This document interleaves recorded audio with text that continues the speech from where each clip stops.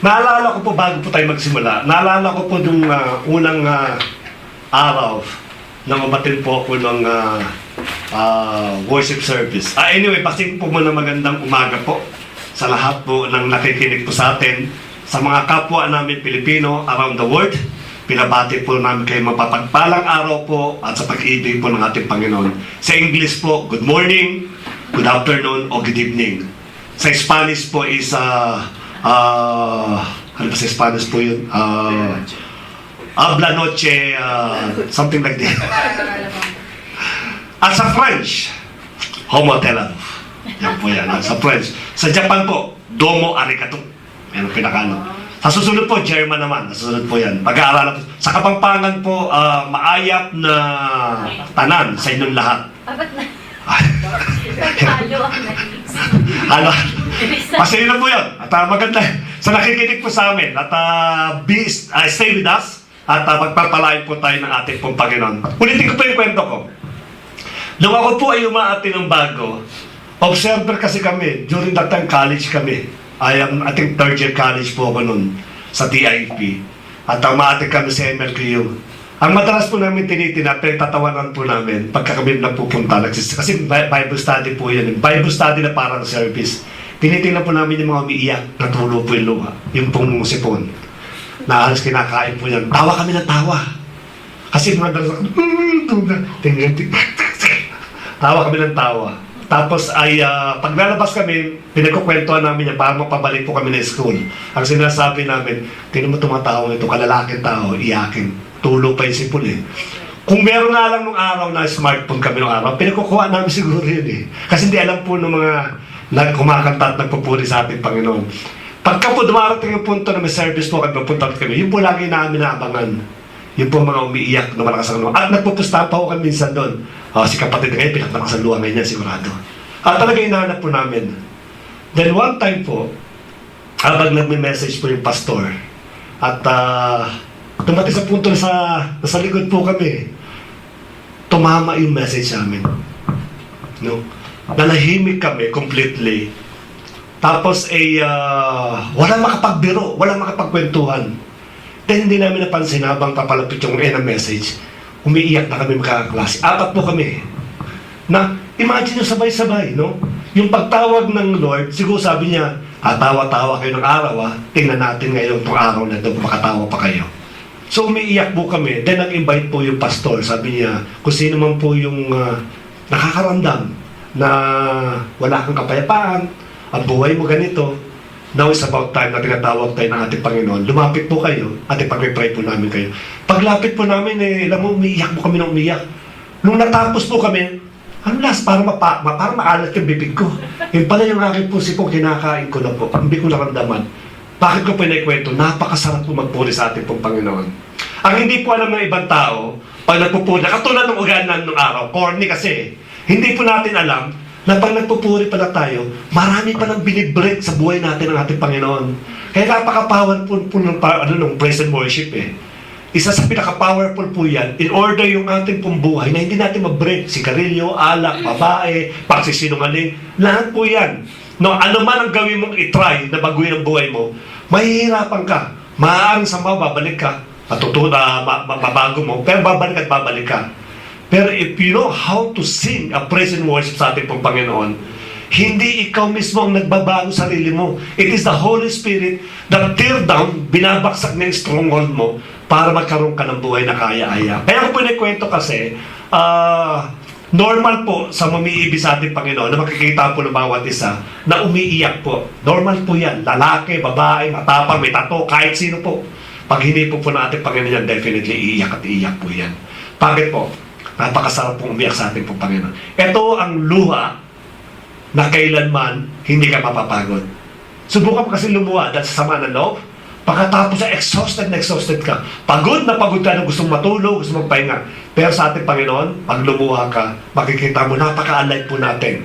Bakit po? Kasi ito yung luha na sinasabi po na nakapagbibigay ng overjoy sa bawat puso po natin. Kaya hope next time na panag-awitan po dito, nasa bahay ka man, nag-iisa ka man, kasama mo man yung mga magulang mo, don't be shy. Ipakita mo sa kanila na nagpupuri ka sa hari ng mga hari at sa mga Panginoon ng mga Panginoon. So magandang umaga po sa bawat sa atin. Tapos na po ang message. Ay, di po, simulan po. Simulan po natin yung ating pong message sa kwento. True to life story. Meron pong missionary, American missionary, nagpunta po sila ng United States, ng Africa, para magmisyon. Kasi may marami po sa Africa, yung mga tribes doon, na hindi pa inaabot ng Word of God. At normally po, yan naman po ginagawa ng mga missionary sa Amerika. So nagpunta po sila ng Amerika, but this time, ang pagkakaiba po kasi, deep jungle yung pinuntahan nila. Nangangahulugan, hindi po malapit sa bayan, hindi po malapit sa mga kapitbahay sa jungle, kundi talaga pong napaka-isolated ng lugar. So sabi po sa kanila, napakapanganib dyan, and yet siguro because yung love of God ng couple, nagtuloy po sila. Dumating sila doon sa lugar na kung saan ay sa village na kung saan mag-evangelize. They started mag-evangelize. At nung nag-share sila, nag-mission po sila doon, marami po ang tumanggap na babae at mga bata nung sila pinag-mission. Hindi ko lang po alam, bakit madalas ba pag nag-mission babae at bata tumatanggapan, hindi lalaki? No? Napapansin ko yan, pag nag-mission, ang hirap sa lalaki, napakadali sa babae. During that time po, babae pong tumanggap to yung mga asawa at mga anak. So dahil positive yung response, ang ginawa po ng mag-asawa, nagtayo sila ng bahay na malapit mismo sa village para hindi na sila nagtatravel ng malayo. Kasi napakaganda eh. So almost every day, nagpupunta po sila to evangelize. At marami pong babae, mga nanay, mga teens na babae, mga batang babae, may mga children ministry, nagsitanggap po yan. At habang dumadami po sila at lumalago yung gawain po nila, yung pong culture ng tribes, nawawala na. Kasi may mga culture sila dyan eh. For example, yung paghahain ng mga hayop, tapos sumasamba kay Bathala, kung ano pinagagawa, nagsasayaw-sayaw sa sakit na ng apoy. Yan po, lahat po yan, nawala na doon dahil doon sa sa kasawang missionary. So, nangyari po, nung yung lumalago po yung gawain, yung mga lalaki po, yung mga men, mga asawa at mga pinata po doon, nagalit sila doon sa missionary. Kasi nga, yung kanilang culture na ginagawa, hindi na masyado napapractice. Napalitan na ng mga alive, nagsasayawan na po. So, galit na galit yung mga lalaki doon sa missionary. Then, dumating sa punto na yung po mga lalaki, nagplano sila, patayin natin itong missionary na ito. Anyway, we are in the middle of the jungle, walang makakalap. Kasi di sila pupunta ng mga pulis, di sila pupunta ng mga tao doon eh. Napupunta lang yung pong kalang supply, galing na po sa palipad, binapaksak pong ganyan. So nagplano sila, nagplano po, at one day, sabi nila gagawin natin sa gabi, patayin natin sa loob ng bahay, itapon natin sa jungle para wala makaalam. So ganun pong ginawa po nila. Lahat ng kalalakihan po ng mga tribes, nagtulong-tulong po sila pumunta sa bahay. Since malapit lang po yan, inabot nila yung bahay na sandali lang. Nung papalapit na po sila, nung nasa perimeter fence na sila ng bahay, nakita nila yung bahay, napakaliwanag. Ba't kayo maliwanag ito? Tapos nakita nila, merong party. Sabi na parang party, parang nagkakasiyaan sa kanila naman. At maraming tao sa loob ng bahay. Outnumber pang ho sila yung pumunta ron. So nag-decided po yung mga tribesmen na balikan na lang natin sa mga araw. Checkbuhan natin. Maaari siguro na kapag invite ito ng mga bisita, tapos dumating ngayon, kaya mangyari, hindi tayo katutuloy. Kasi makikita tayo, pangalawa, outnumber tayo, hindi natin kakayanin yan. So in short, pinagpalipan po, pagdating po ng panahon na muling babalikan ng mga tribesmen, itong lalaki, itong mag-asawa nito, para patayin sa gawaan na yung kanila pong balak, nakita nila ulit maraming ilaw doon sa bahay. At paglapit nila, titingnan nila, hindi na visitor nakita nila. Those people that wearing like a warrior and there's a sword in the right hand, na patuloy, na umiikot at nagpapatrolling doon sa bahay.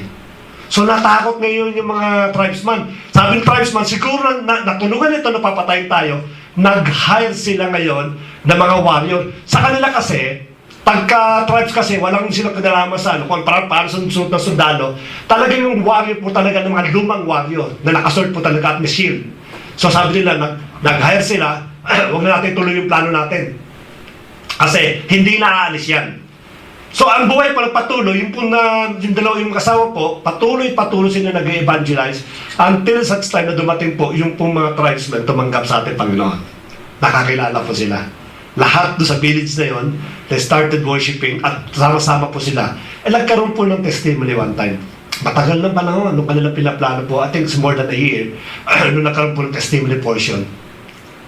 So lumapit ngayon yung pinaka-head ng tribes.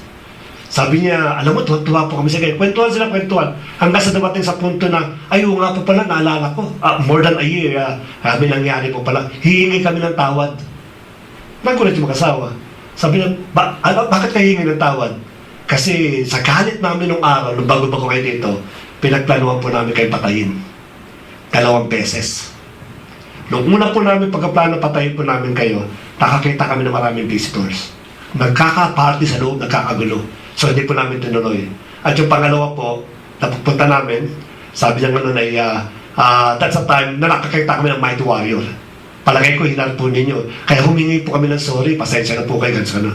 Nagulat ngayon yung mag-asawa. Anong pinagsasabi nito ng Mighty Warrior? Ay palibasa kasi yung lalaki kasi, may journal siya, sinusulat niya. Natatandaan mo ba kung kailan yung party na sinasabi mo? Sabi niya, ganitong araw po yan. Nung tinignan ng journal, wala naman kami party. Nagpipray kami during that time. Sabi, hindi posible. Hindi naman ako nakakita. Lahat kami nakakita kami sa ganun bagay. Hindi po nagpipray kami. Yung pangalawang balik po niyo kailan. Nung sinanggit po yung date, ang sabi niya, that's the time that we are doing a prayer and fasting. Ano pong nakita niyo? A mighty warrior, sabi po ng mga tribesman. Ano po itsura? Nung sinabi po yun, that's an angel of God. That's a true to life story.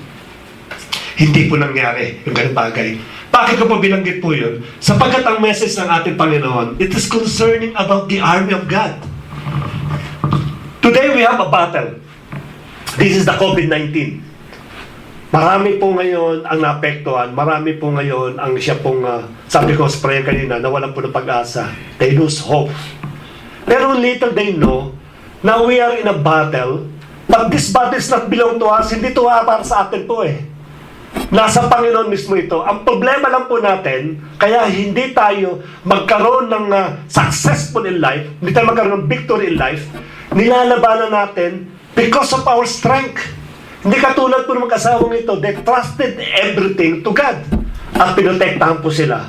Kaya ang ating pong message for today, at I hope na pagkatapos po nito, magkaroon po tayo ng maliwanag na pananaw patungkol po sa ating po Diyos. Bibihira po itong bibihira po yung pangalan na yan. Jehovah Sabaoth.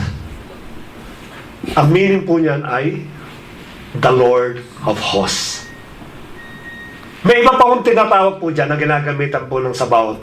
May iba po ang tawag po dyan is El Sabaoth o Elohim Sabaoth. Yan po meaning po niyan. Ano po meaning po niyan? Ang meaning po niyan ay yan, the God of Heavenly Armies. Yung kinanta natin kanina, the God of Heavenly Armies. And did you know that the angels are more number compared to us? Mas marami pong angel kaysa sa population po ng buong mundo. I don't know what is the rate. Maaaring 1:2, 1:3, o maaaring 1:10. But definitely, mas marami po sila. Kaya nga po sabi po ng ating po Panginoon doon po doon, pwede niya ipadala yung army po niya. Because He has His own army ng sa heaven at our own disposal. Katulad po nangyari po sa panahon po ng Old Testament. Magbibigay po ako ng verse. Isang situation po na kung saan ay naganap po ito sa 2 Kings chapter 6 verse 14 to 18. Sinamarize ko po pero kukwento ko yung istorya para malaman po natin. Ganito po ang pagkakabasa. So he sent their horses and carriages in a great army, and they came by night circling the town. Now the servant of the man of God, having got early and gone out, saw an army with horses and carriages of war all around the town. Nakapaikot daw po. And the servant said to him, "O my master, what are we to do?" And he said in answer, "Have no fear. Those who are with us are more than those who are with them."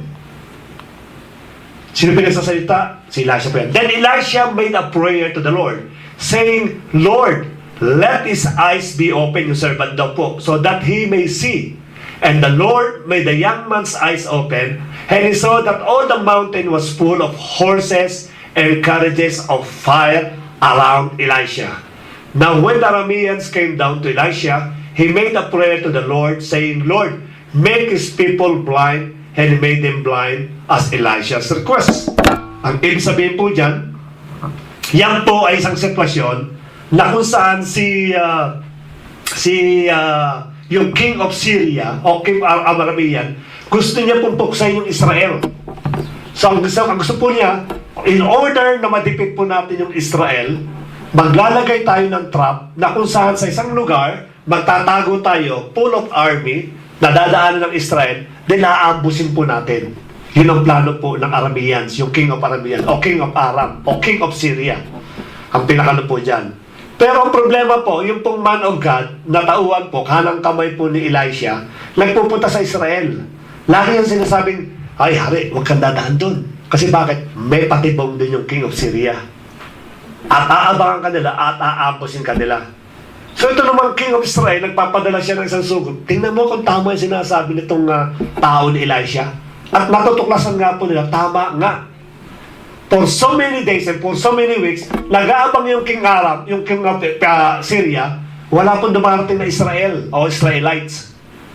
Kaya nasa galit nito, pinatawag niya yung kanyang mga sugat. Sabi niya, sino ba traitor sa inyo rito? Sino ba ang nagsusumbong doon kay sa hari ng Israel para huwag dumaan sa trap natin na ito? Ang sabi noon niya, hari, lahat kami ay loyal sa iyo. Walang sino man ang pwedeng mag-squill o maging traitor sa iyo. Ngayon, sino ngayon ang nagsasabi? May isa po nagsabi, yung pong si Elisha ang laging nagsusumbong sa isa hari po ng Israel para hindi sila matrap dito. Sa galit ng hari ng Syria, hanapin niyo si King Elisha at kuhain ninyo. Then nalaman po na si Elisha po nasa Dotam, Prophet Elisha, nasa Dotam po siya, pinuntahan po siya doon. At nung pagpunta po doon sa lugar na yon, yun nga yung nakita, ito po yung binasa po natin ng gabi, nagising ngayon yung man of God na lagi pong inutusan niya at nakita po niya itong mga tao po nung king of Syria. Takot na takot po siya, kinising niya si Elisha. Normally po, pag ang isang tao na ginising at you're in danger, talaga po magraratel yan, matataranta. Either yan po ay kung anong gagawin, magluluhod, kung anong pinag... Pero look at this Elisha. Ang sabi niya doon sa niya, tahimik ka lang. Cool ka lang, boy. Sabi niya gano'n eh. Kasi hindi mo nakikita yung paligid mo. Sabi niya gano'n, ano ba sa paligid ko? Hindi mo nakikita nga. Eh, pagpipray ko sa ating Panginoon, sa Lord of Hosts, kay Jehovah Sabaoth, na buksan ang mata mo at makita mo yung nakapaligid po sa atin. Then suddenly, nabuksan nga po ito at nakita po niya yung pong nakapaligid sa kanya, naka-chariot po yun. Yan po yung mga mighty warriors of God. Kwento na para pang hindi ka palipaniwala sa panahon natin ngayon.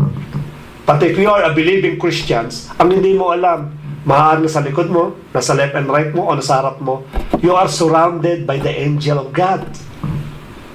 Kasi napaka-special po natin. At yun ang hindi po nakikita po ng iba. Si Elisha, kitang-kita niya po yan. No? I don't know kung anong klase pong buhay nila. Siguro dahil sa ganda ng kanyang ipinakita po, nakikita niya in vision yung kanya pong mga mighty angels na ito. At ang nangyari po dyan, sabi dyan, bulagin mo, binulag nga po ito at dinala ito sa Israel, sa gitna ng Israel. Nung namulat yung mata, pakapaigot na yung pinaka-Israel po doon. Kaya sabi ng haring Israel, papatay po ba namin ito? Sabi mo sa prophet.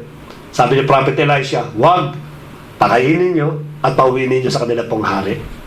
Ganun pong ginawa po nila. So nakita po ni Elisha kung paano po yung mighty warriors of God.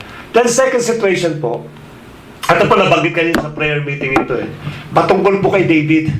No? Sabi nun, then David told the Philistine, you came at me with a sword. Kasi po yung sword po ni Goliath, mas malaki pa sa kanya yun Kaya nga binubuhat niya, hindi niya mabuhat a spear and a javelin.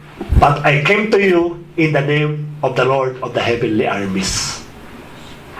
Nung lalaban po si David, ang sabi niya, wala akong sangkap, wala akong armas, wala akong weapon. Pag pupunta ako sa lalabanan kita with the Lord of the heavenly armies. In short, alam na po natin kung ano po nangyari po dyan. Nagtagumpay po si David. Different person, different place, different era, different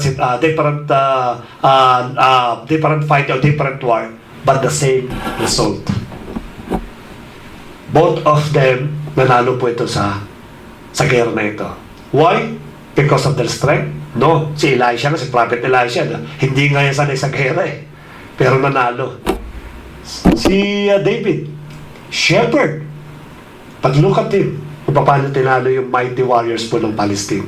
Why? Because of the Lord of the heavenly armies. Ganun din po ang dapat ang buhay ng isang Kristiyano. Ang Kristiyano po, mananalo po yan. Bakit po? Kasi meron kang heavenly armies na hindi po nakikita. Ang problema po sa atin, sinisipa natin unknowingly yung mga armies na binigay po ng Diyos na siya po mag-iingat sa atin. But how? By doing it by ourselves. Hindi natin pabayaan ang ating pong Panginoon. Makikita po natin mamaya ilaban po ng ating Panginoon sa mga tao to. If Jehovah or El Sabaoth represent God mighty armies, then anong gera naman ang haharapin natin? Hindi naman tayo nasa war. Hindi naman tayo nasa yung family natin, wala namang kaaway. Mababait naman tayo. Ano ang purpose ng message nito sa buhay ko na nanahimik ako din sa Saudi Arabia? At hindi naman ako nakikipag-away. At wala akong plano makipag-away. Sapagkat I'm a peaceful person. Ano po ang kinalaman po ng heavenly armies nito? Alam niyo po ba yung Jehovah Sabaoth? Bilanggit po iyan ng 285 times. Yung po mga pinag-aralan po natin mga different names ng katulad po ng Jehovah, Tsidkenu, Makadesh, Jehovah Shammah. Iilan lang pong beses lang po yan. I think iba po, bilanggit lang sa beses lang. Pero itong Sabaoth, bilanggit po yan ng 285 times. Why? Because there is a great purpose kung bakit siya bilanggit. Sa Greek po o sa Hebrew po, ang Sabaoth po, ang ibig sabihin po niyan, a leader and a commander of the armies. Yun po meaning po nun. A leader and a commander of armies. Na alam naman po natin na nung araw po, kinakailangan po lang ng armies. And until these days, kinakailangan po natin ng armies. Mamaya po, malalaman po ninyo kung bakit natin kinakailangan po ng armies. At sasabihin po natin na hindi nga po tayo nasa gera. Unang-una po,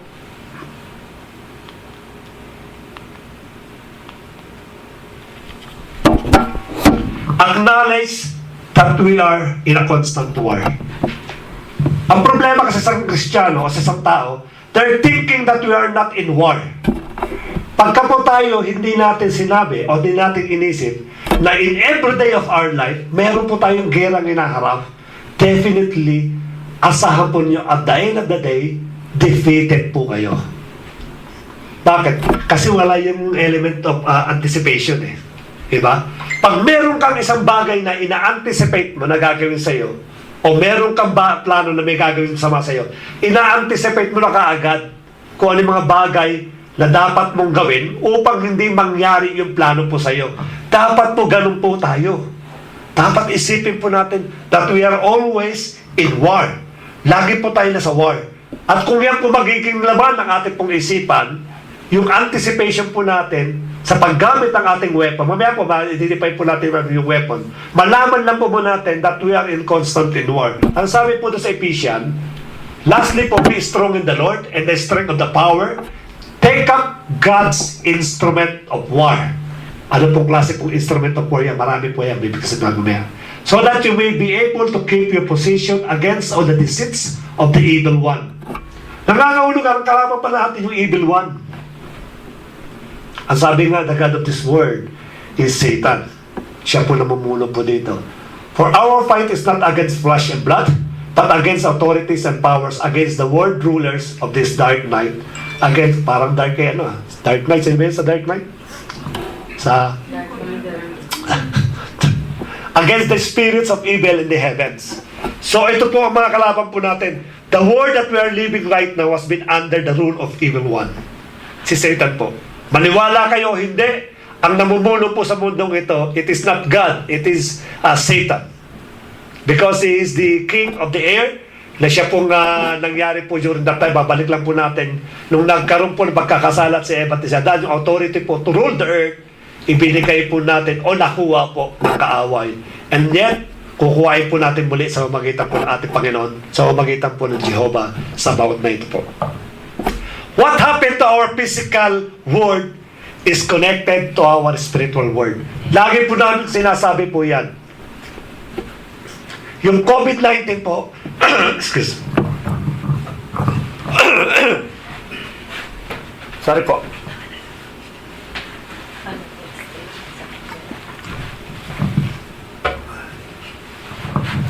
Yung COVID-19 po, ang akala po natin problema po to scientifically. Dinidil po natin ng scientifically. Dinidil po natin ng medically. Pero hindi po natin alam lahat po na nangyayari sa mundo. Sakit, poverty, calamities, yung pong bagyo. Nasabi natin, normal po yan, bagyo sa Pilipinas. Lahat po yan, it is connected spiritually. Kaya nga sabi natin lagi, dinidil po natin lahat ng mangyayari sa bawat buhay po natin. Even us, should be spiritually. Sapagkat nakakonekta po yung dalawa po niyan. Hindi mo ba pwedeng pag-iwalayin? Hindi po natin pwede sabihin sa ating sarili na normal po yan, like na yan, normal po yung ganito pagdating ng panahon. Hindi po. It is all connected spiritually. Bakit po? Hamaya po, paliliwanag po natin po yan. This is the reason why Satan wanted us to believe that what is happening now in our society is normal. Why? Because it is part of a progressive country. Habang lumalag ang bansa, normal yan, nagkakaroon ng evolution, nagkakaroon ng pagpapalit, nagkakaroon ng mga pagbabago, normal ang tawag po dyan. Hindi po normal. Everything that defies God, it is not normal. Bakit po? Kasi may mga example po tayo dito. Tingnan po ninyo kung ito po yung normal. Nabanggit po ng asawa ko po ito at naisip ko po. Alam niyo po ba yung mga lumalabas na babae ngayon nagpupunta ng mga teens? Ano po ang suot nila madalas? Yung iba pa tinatawag na short, for me, ang tawag ko po ito, underwear. Ay kulang na lang po, konting-konti na po yung kita na lahat eh. That's normal. You call it normal. Sabihin, hindi, passion yan eh. Uso ka sa passion. Ito nga sinasabi po natin lagi eh. Ang kaaway po natin, napakagaling niya sa ganyang bagay. Yan ang kanyang weapon. Nilalaro niya yung isipan po natin para sabihin sa mga tao po na katulad po namin, na mga born again na naniniwala sa ating Panginoon, yung mga tao na yan, mga nerve yan. Yan yung mga tao, fanatic yan. Kaya hindi makapag-short po yan. Pero, come on. Tingnan po natin yung ating kabataan, ay mga babae po natin, that they are wearing this kind of short. Kayo na po magsabi. Huwag po tayo magbulag-bulagan. Maaari sabi po nyo normal fashion. Pero deep back of your heart, of your mind, alam nyo malaswa po yan. At alam po ninyo na ito po yung mga cause po ng mga rape. Cause po yan ng mga molestation. Cause po yan ng abuse. Pero this time, normal. Yung po naka-short. Ang iksi na nga, may butas pa ho dito. Anong klase pong passion po yan? Kaya nga po maingat po tayo. This is spiritual battle, mga kapatid. Hindi po yung progressive because of the progressive ng isang bansa. This is a spiritual battle. Pinupulyot po yung mind ng ating kabataan. Bakit po kabataan? Because the next thing na papalit po sa atin, it is the youth. Kaya kung mapapukurap nga naman ng youth, darating na society, yung next na society po nila, it is a corrupted society. Kanong po ang ginagawa po. Maingat po tayo, especially sa mga magulang po. Hindi po lahat ng uso ay maganda at nakakapagbigay po ng napapuri sa ating pong Panginoon. Pwede po kayo mag-wear ng short, wala po kami problema po doon. At hindi po namin sinasabi na hindi po, na yan po ay demonyo. Ang sinasabi lang po namin, tingnan lang po ninyo yung kalaswahan po ng ginagawa po. Hindi lang po short. Yung pong short na napaka-igsi. Tapos yung hanging pa yung dress. Ay talaga namang wala na talagang hangin. Tapos naka-short ka. Mahirap po na sumabay na ganito po. Hindi lang po yung mga damit. Hindi lang po yung klase po ng damit. And even po yung pong sinasabi po natin, yung paghihikaw po ng mga lalaki, na dalawa-dalawa po dito, is also fashion. Pero ang question kasi doon, what is your purpose? makapag-passion ka lang. Yan po ay hindi po nakakalugod sa ating pong Panginoon. So, hindi po part ng progressive. Dinadaya tayo ng ating pong Panginoon. That's already war. Nakikipag-gera po tayo. At hindi lang po yung pong mga indecent na damit. Pansinin po ninyo yung pong mga magulang ngayon. Nung araw, panahon po ng nanay ko. Yung pong pagiging naughty ng bata, alimbawa, nagsalita, ganun, naughty, natutuwa sila doon. Pero pansinin niyo po ngayon ang pagiging naughty ngayon ng bata. Anong ginagawa? Sinasapak ang magulang, tinatadya ka ng magulang, ay, naku, tuwan-tuwa pa. Diba? Naughty yan. Ang sabi ng hindi naman yan bad, naughty. Sinasampal po kayo. Hindi kasi walang alam yung bata eh.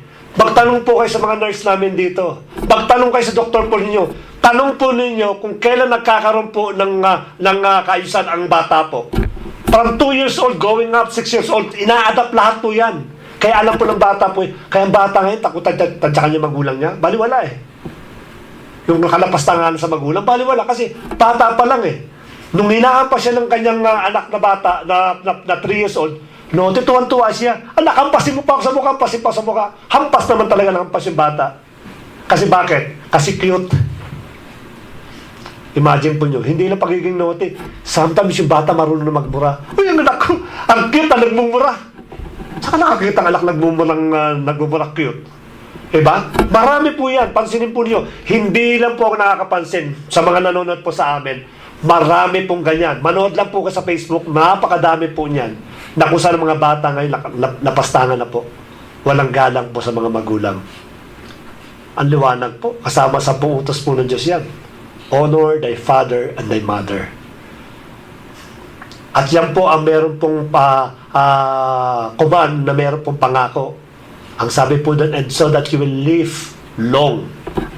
Kaya ang bata ngayon, ngayon, marami po namamatay na maaga. 40 years old, 30 years old, namamatay na po. Why? Kasi lapastangan po sa magulang eh. At yan po ang tinatanim ng kaaway sa atin. That's a battle. Pinabattle po natin po yan. Hindi lang po din po yan. Tingnan nyo paano po i-treat yung mga bata ngayon, mga teens, yung mga magulang natin. Wala pong paggalang talaga. Makikita po nyo. And so on, so forth, and so on. Napakadami po niyan. And then, we call it progressive. No, tinasabi natin progressive po yan. Ang masakla po kasi sa ganito, mga kapatid, tayo po mga Kristiyano, what we are doing. Kasi tayo po yung mga warrior eh. Tayo po yung binigyan ng Panginoon to have armies of God. Dapat tayo po nakikipagbata sa mga taong ito. And yet, we allow them na gawin yung kanila pong gusto po nila, bagamat nakikita po natin, kitang-kita na po natin na mali po yung mga ginagawa ng mga kabataan, ng mga tao. Ako po, hindi ko pinalalagpas pag may sumisingit. Alam po ni Ate Erin yan. Ano ba, nakapila ako, may singit. Sasabihan ko po siya, no. Pag pumila ka sa pinakano, madalas po nakikipagano. Bakit po? Kasi po, hindi po magandang ugali po yan. That's a simple thing. Sinasabi ko lang po. Paano po yung mga bata po talaga na kulang na lang pagpunta ka ng SM? Talagang papatukan mo talaga. Ang problema na baka mademanda ka talaga. Hindi mo alam na kami magulang na demanda. Bakit mapatukan mo? Kasi naman talaga napakasagwa naman talaga po. Hindi ko po talaga matanggap. Yung aking po mga anak, nagsushort po sila pero hindi po ganon ang kanyang po short. Tinitingnan ko po yan. Pagka nagsushort po sila na may exit, pinagkasabihan po namin. Alam po ng mga bata po yan. So ganun din dapat tayo. This is spiritual battle. Binabattle ng ating mga anak, binabattle ng ating mga kapatid, kailangan maging part po tayo ng spiritual battle na yan. Ores, lalagpas at lalagpas lang po yung ganito pong bagay nito. Why the enemy wanted us na hindi tayo nakikipag-battle? Na wala tayong battle. The peace na nangyayari sa mundo. Sapagkat he wants us to mag-off guard. That anytime na atakihin ka dahil hindi mo alam, lalabas po yan. Katulad po ng COVID-19, no?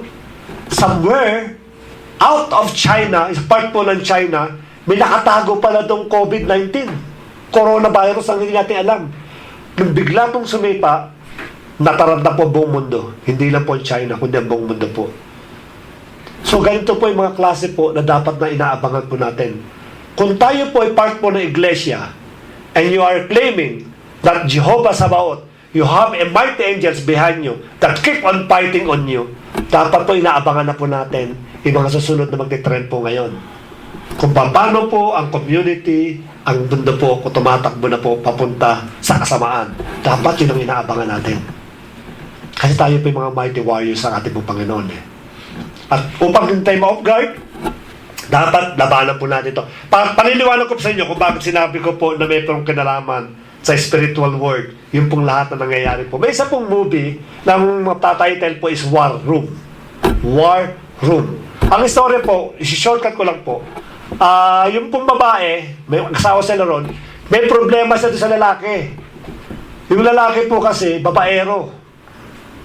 Madalas po siya mga babae, at pinaglilingan doon sa kanyang asawa, lagi silang nag-aaway. They keep on yung pong babae, gumawa na siya ng paraan na maging mabait.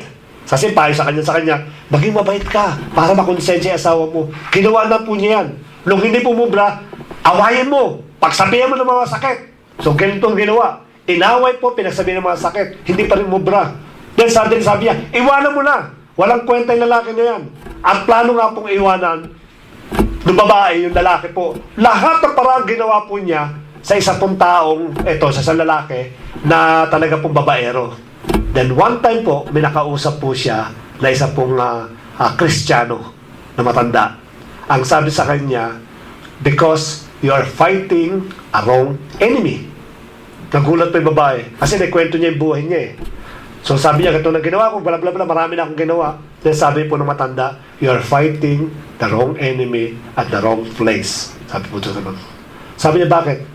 Because ang inaaway mo yung physical, yung asawa mo. Yung asawa mo, biktima lang yan. Is only a victim. Victim of what? Those spirit that is with him. Nasa loob ng asawa mo, yun ang labanan mo. Pagtakay babae, paano kung lalabanan yung spirit? Kung nakikita. Then you fight also the spirit. At anong dapat mong gawin? You go to your room, pray them, and ask God to fight for you doon sa spirit na yun. Noong una po parang ridicule, parang hindi mapaniniwalaan. Ako, paano mo gagamitin pinakano? Sa society po natin kasi ngayon ang pinakano po. Pag ang asawa, may ginagawa pong kalukuhan, kinukompronta po yan, pinapahiya po kung ano mga pinagagawa, at akala po nila nasolve po nila. Hindi po nasolve. Ang ginawa po ng taong ito, ng babae na ito, he went to his room, to her room, nagpray po siya, kaya nga war room eh. Doon niya binabattle yung kanya pong asawa. At first, parang pong walang nangyayari. But later on, to make the story short, nagbago po yung lalaki. Why? Because of the prayer po ng taong ito. I remember po, sa isang pong video, may nang-hold up. Isa pong, I don't know kung ano po yung hold up nila eh. Bigla po ito pumasok, at pagpasok po, nagtutok ng hold up. Kasi surprise eh, ng element of surprise. Para yung hold up mo, pataranta, ibigay sa'yo lahat. Nung pumasok po siya, hindi lang taranta yung babae. Patasabsan niya, in Jesus' name, I rebuke you in Jesus' name. Patuloy po ito. Hinihintay ko yung babae, yung lalaki, nagbabarilin na yung ano, kasi sa pikon, baring, ano pinagkasabi itong Jesus name? Babaril na lang po yung babae. Pero hindi po siya makabaril kahit kailan. Hindi niya mabaril yung babae, at patuloy siya. Samantalang pwede niya nang damputin yung kukuhain niya, pero nung binabanggit po in Jesus name, natataranta po siya, as if na hindi niya malaman kung anong gagawin niya. Then later on po ito, lumabas po ito. That's spiritual battle. Kala natin hindi, nagkataon lang po yun. No. Yan po ay mga spiritual battle na lang dapat natin ginagawa po. Sabi po sa 1 Corinthians, but thank God for letting our Lord Jesus Christ give us the victory. Yan po yung sinabi po kanina ni Ate Elsa. Napakadami niyang binanggit na verse. Kaya po ngayon hindi ako nakapagsalita eh. Sabi ko, ano ba ko? We already won the victory. Sabi ko sa inyo, napakadami po sapagkat dito mabinigay na ng ating Panginoon yung victory. Hindi po yan ibibigay. Binigay na yung victory. Ang gagawin mo lang, i-exercise mo lang para lumabas po yung resulta ng victory. Yan po ang dapat lamang po natin gawin. At ang sumunod po dyan,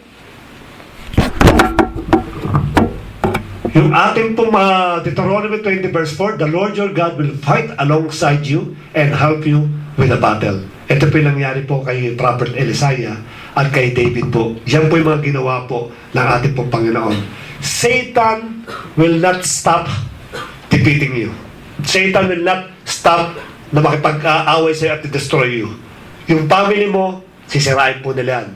Kaya ang divorce po ngayon, napakabilis na ng divorce ngayon.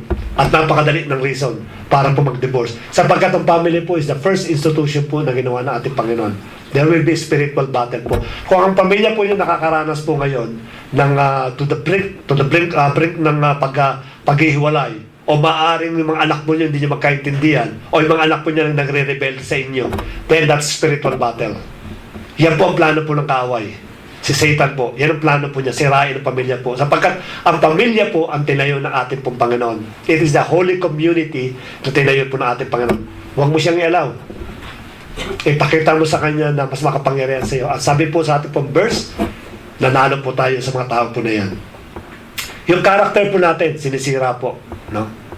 Pagkabat marami kang ginagawang kabutihan, and yet people still destroying your character. That's spiritual battle. Huwag po kayong nagaganti. O kung sabi man natin na, hindi naman ako gumaganti, mananahimik na lang ako. No, stop. But fight. Lumaban po kayo kung sinisira po yung character po natin. Yung financial po natin. Ito lagi namin nababanggit dito. Because of the COVID-19, marami po ngayon ang company, hindi lang po Saudi Arabia, even around the world, they're planning to close the company. Paano po yung nagtatrabaho? Kung hindi man po ma-close, no work, no pay ang ginagawa. Pinagpapahinga po ng 2, 3, 4, 6 na buwan, at maaari pagdating parang 6 na buwan, sabihin siya extension ulit, kasi may COVID-19 pa eh. Paano po kung naguhulog kayo ng bahay? Paano po kung sinusuportan niyo yung magulang niyo sa kanyang medicines? Paano po yung pangangailangan ng mga anak po ninyo? Education, yung kanilang basic needs, yung mga pangangailangan, etc. etc. Marami po yan. Diba? Magsasabay-sabay.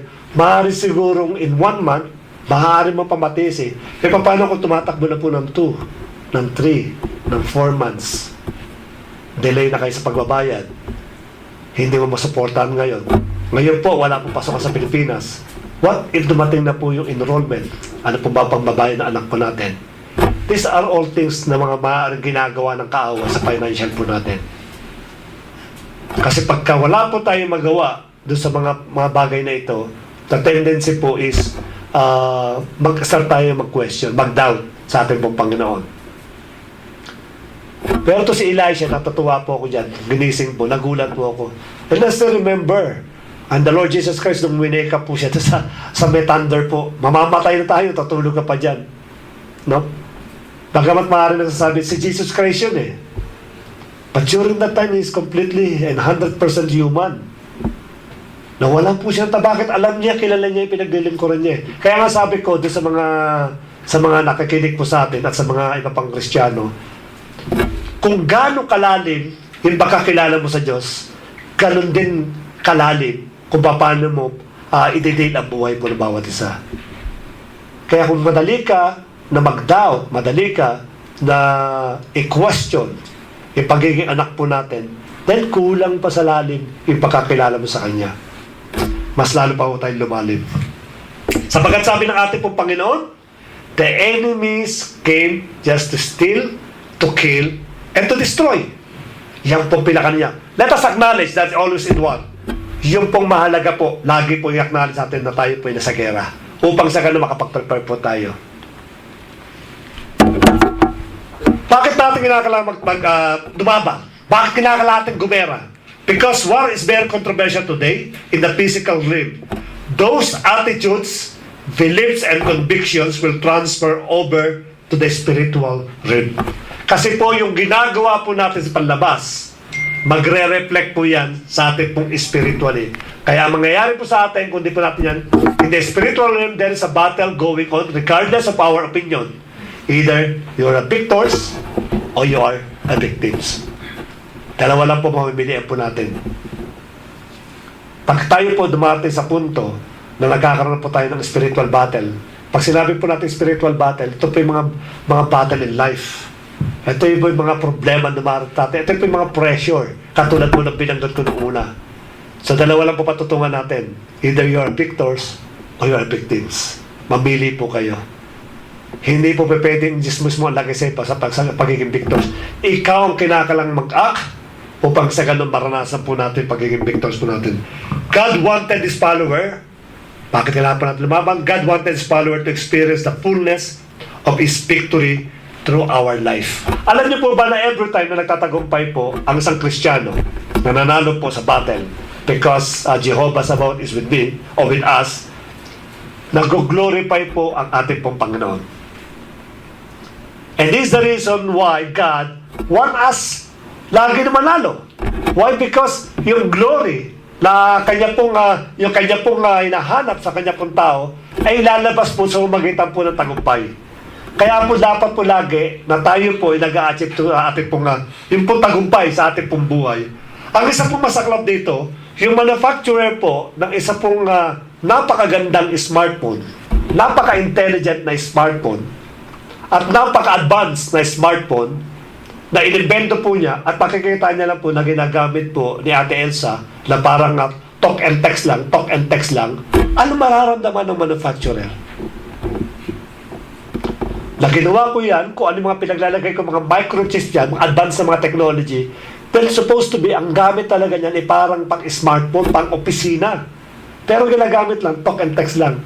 Text, talk, text, and talk. Kung ako po manufacturer po ng smartphone na yan, sasama po yung loob ko. Sapagkat hindi niya makita yung fullness na ginawa ko po doon sa smartphone. Sapagkat ang intention po ng nag-invento ng smartphone na yan, yung pong full capacity ng isang smartphone, magamit po niya. Ganun din po ang nararamdaman ng Diyos sa bawat isa po sa atin. Yung full capacity po ng bawat isa po sa atin, yung pong ibinigay po ng Diyos, pag hindi po natin nagagamit, nagkakaroon po ng samaan loob o magkakaroon po ng lungkot ang ating pong Panginoon. You are designed, you are created in the image of God. Alam niyo po ba yung sabi ng image of God? Bigyan ko po yung idea. Nung si Satan po, niloko niya or tinukso or dinaya yung pong si Eva Sedan. Ang isang pang dinaya po doon, sabi po niya, ang isa niya po sinabi po doon, pag nakain mo ba, ang sabi niya doon, pagka kinain mo, ito yung bunga ng pinagbabawal ng Diyos, mamumulat ang iyong pananaw at pagiging para kang Diyos. Yung sabi sa kanyang magiging para kang Diyos.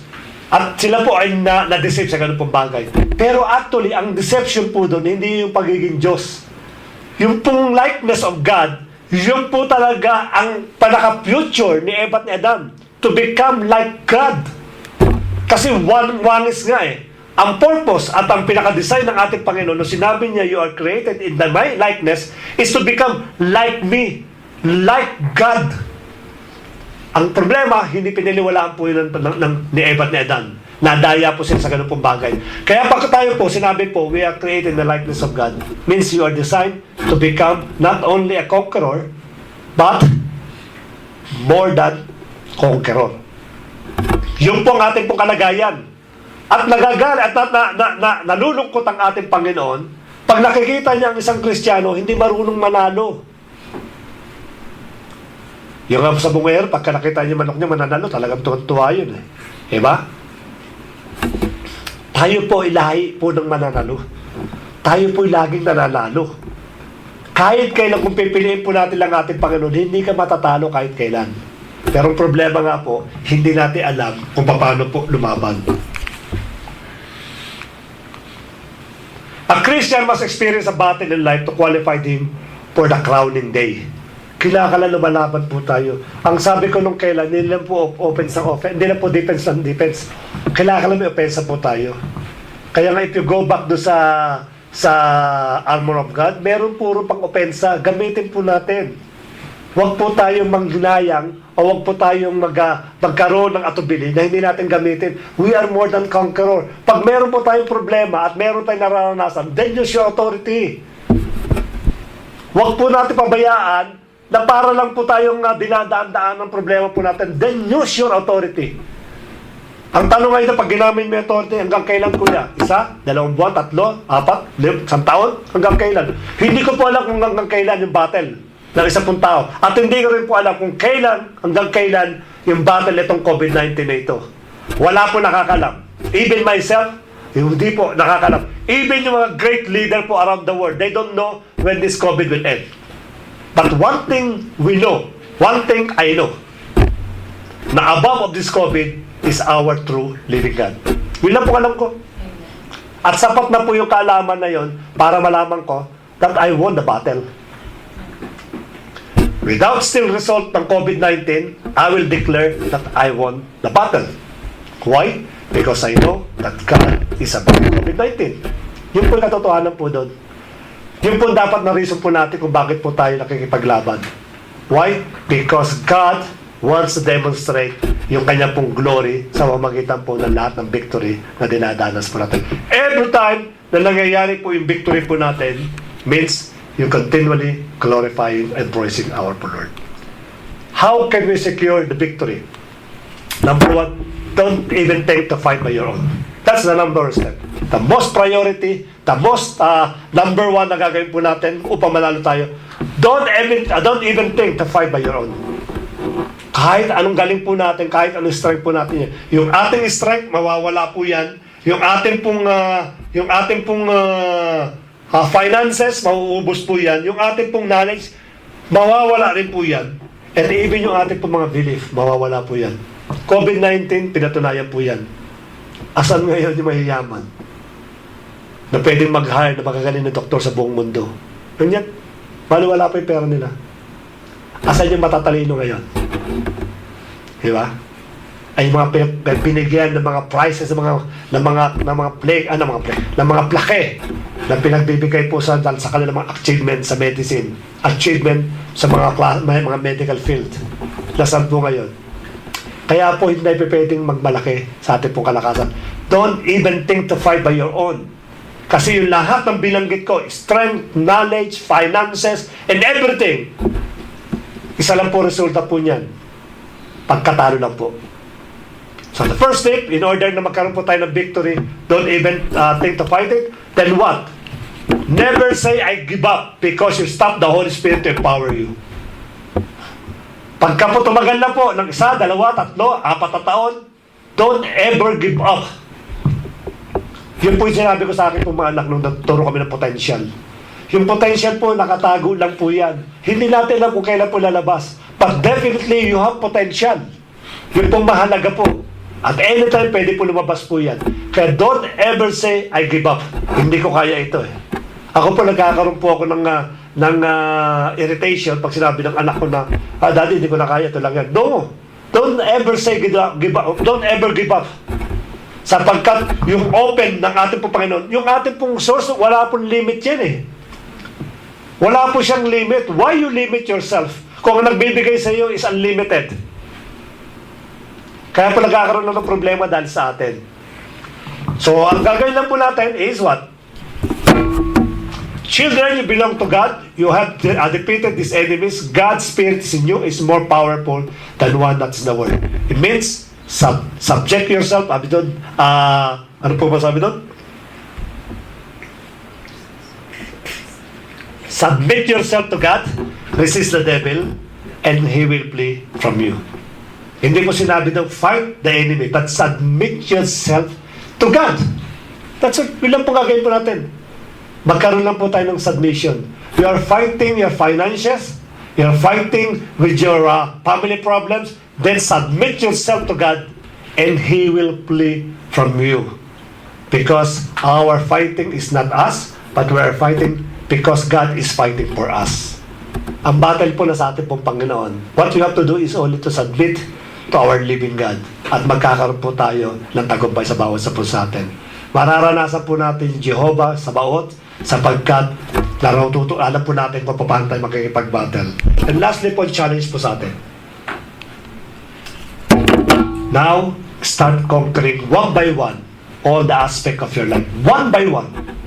Kung meron po kayong problema sa inyo pong dila na hindi nyo mapigilan at lagi po ito nakapagbibigay na either na masamang pananalita o pananakit sa kapwa po natin o mahilig kang magsinungaling, mahilig kang gumawa ng mga bagay na nagkikreate ng pag-aaway-aaway po, hindi lang ng pamilya nyo, ng kapitbahay ninyo o ng community nyo, then start conquering yung dila po natin. How? Submit yourself to God, and he will flee from you. Resist the devil, and he will flee from you. Kung yung ating pong mata, na madalas pong makakita po yung mga fault finder, yung pong walang ginagawa, kundi mo tumingin lang ng tumingin, ng mga pagkakamali po ng tao. That's spiritual battle po, mga kapatid. Gamitin po natin yung ating pong instrumento. Submit yourself to God, resist the devil, and he will flee from you. Let us remember, the battle is not belong to us. Kung kayo po ay Christ-centered, ako kayo po ay self-centered, na madalas po na mas lalo yung pong pinahalagaan yung bawat amin na hindi nyo nakikita yung pagkukulang niyo o hindi kayo tumatanggap ng pagtutuwid kahit na alam na po mali yung ginagawa po natin, then that is a self-centered. Ang gawin lang po ninyo, give your life to Jesus Christ, and then submit to Him, resist the devil, and He will win from you. And lastly po, in order na magkaroon po tayo ng tagumpay sa ating pong buhay, ito po ang kailangan po natin gawin. Be a Christ-like. The battle na hinaharap po natin ngayon ay hindi po natin battle po ito. Marami pa o ibabattle ang mundo. Marami pa o ibabattle ang bawat individual po sa atin. Marami pa o problema ang darating sa bawat isa po sa atin. Hindi lang po kayo, kundi kasama po kami dito. Habang nabubuhay kami sa mundong ito, marami pa rin kami problema ang darating. Trabaho, finances, family, yung community, church, marami po yan. Ang sabi nga po natin, hindi po namin alam kung anong degree, kung kailan darating, at kung ano po yung darating. At lagi po namin sabihin sa inyo, sapat na po na malaman po namin na all these problems, lahat po na darating, mapansarili man, o sa mundo man, o may kinalaman man sa community po ninyo, ang alam lang po namin that our God is above all that situations. And that's it. Kung alam niyo pong ganun pong bagay, then, at ipamumuhay po niyan, then you are more than conqueror po, ang sabi po ng ating Panginoon. And our Jehovah Sabaoth, definitely, mangyayari po yan sa bawat isa po sa atin. Let us pray. Lord, salamat Panginoon muli sa umagang ito, sa bawat isa po sa amin. Hindi that we are in battle. Hindi lang po ngayon, hindi lang po bukas, sa mga darating papanahon na kung saan ay hindi po namin alam kung ano pong klaseng battle ang haharapin po namin. Kung ano po yung ibibigay o ano po yung ipapana ng kaaway sa bawat sa po sa amin. Pero niniwala kami, Panginoon, na kasama ka namin, O Lord. Saan man kami dumako, saan man kami pumunta, ikaw ang nangunguna sa amin. Pagamat wala kaming spiritual eye na maaaring makita yung mga mighty angels o mga mighty armies na ibinigay mo sa amin, O Lord God. Sapat na po na yung pananampalataya po namin na meron kayong ipinigay na bagamat di namin nakikita, that will protect us, Panginoon. That will give us victory sa lahat po ng aspeto po ng aming pong buhay. Lord, nadalahin po namin, Panginoon, hindi lang ito maging salita na napakinggan po namin. Magrewa po ito sa bawat buhay po namin. Ipasok mo sa puso po namin upang ma-remind po namin. When times come, O Lord, nadadaan po kami sa malaking battle ng aming pong buhay, maisip po namin that we have a Jehovah Sabaoth, the Lord, the God of a heavenly armies, O Lord God, that will give us victory in order to worship you in our life, O Lord God. Salamat muli, Panginoon, at salamat din sa lahat po na nakapakinig. At hindi, Father God, that your word will change yung aming pong attitude and even yung aming pong prinsipyo sa aming pong buhay. Salamat at padalangin po namin sa pangalan po ng Panginoon sa Kristo. Amen. Amen. God bless po.